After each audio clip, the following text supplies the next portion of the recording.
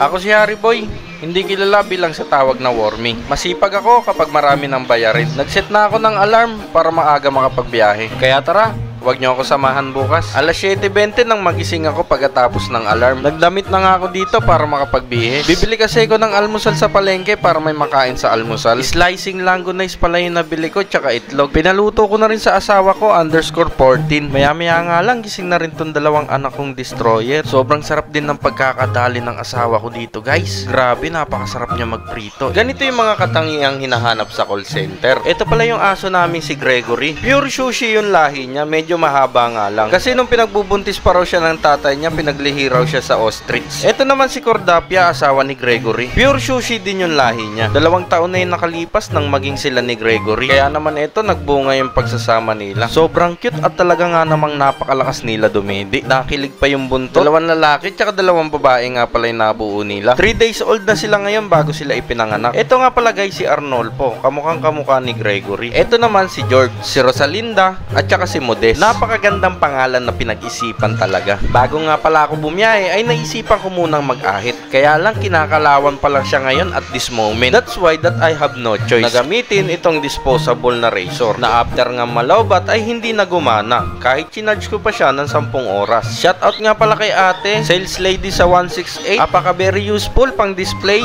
Buti na lang may razor si Gregory dito. Ito na lang muna pansamantagal. Habang ginagamit ko nga itong razor ay napakaganda ng performance. Kakaiba yung sharpness niya. At talaga nga naman feel na feel ko ang smoothness ng bawat hagod. And at the same time, na ibibigay niya yung good looking personalities of each person. As you can see nga, hindi ko kamukha si Alden. Bago nga ako umalis ng bahay, papakainin ko muna nga yung 2 namin boarders. Atay ng manok at saka giniling na baka, yung daily meals nila. Hinimay-himay ko na rin yung atay ng manok para naman sa ganun ay lulunukin na lang nila. Pagkatapos nga ay binigay ko na kay Cordapia at isa na rin para kay Gregory. Tingnan nyo, pinagmasdan lang. Hindi ko na natiis na hindi subuan itong si Cordapia dahil nga nagpapadedi siya ng mga anak niya. Nasanay rin kasi sila na nakadisplay lang yung pagkain nila dyan sa lapag. Kaya ayun, naging spoil. Nagpaalam na rin pala ako sa asawa ko _14. Hanap pala ako ng hanap ng cellphone ko. Yung pala, nandito kay Destroyer. Kaya inagaw ko na lang sa kanya para makaalis na rin ako. Alas 9 ng umaga usually ang labas ko para makapasok sa opisina. Opisina ng mga nagiging customer ko. Kasi delivery rider ako. Syempre, hindi natin makakalimutan yung delivery rider starter pack. Meron tayong tubig, packaging tape, pera, panggas, and so on and so forth. Bago pala ako bumiyahe, ay umutang muna ako ng yelo dito kay Ate Mayra. Napakabait ng tindera dito guys. Nagpapautang sila kahit hindi nila kilala. Kaya kung sakaling madaan kayo dito, mangutang na rin kayo. Nag-open na rin ako ng Grab Express application ko dyan. Para sa ganun, makakuha na ako ng booking. Sabi ng iba, madali lang ang pagiging delivery rider.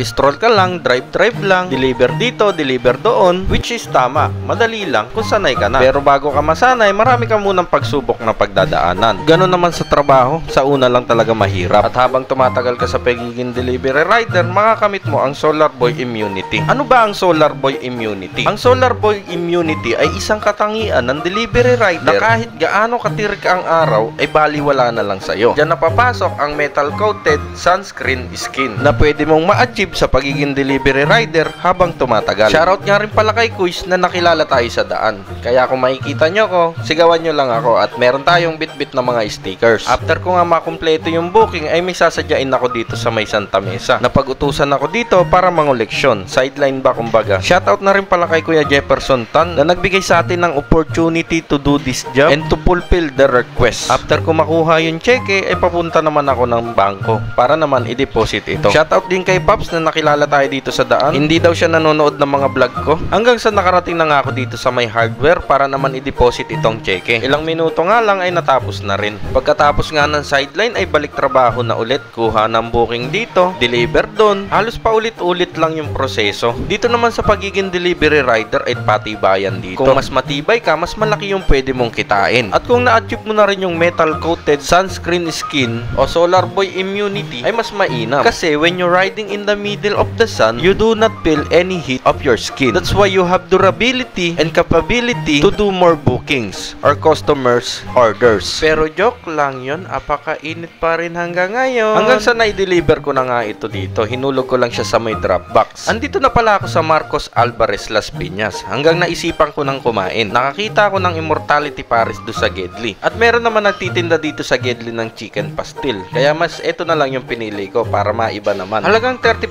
pesos lang yan at talagang siguradong busog ka na. Manamis yung chicken pastil niya at medyo masarap na rin yung Java rice niya. Pinadagdagan ko na rin ng 2 siomai para boundary na rin si kuya. Medyo nasarapan na rin ako sa chicken pastil niya kaya kumorder ulit ako ng isa pang kanin. Sobrang na-enjoy ko yung bawat subo kasi feel na feel ko ang juiciness, tenderness, and affordability of the food that I will choose. And after that, balik na naman sa trabaho. Ano karga kuya?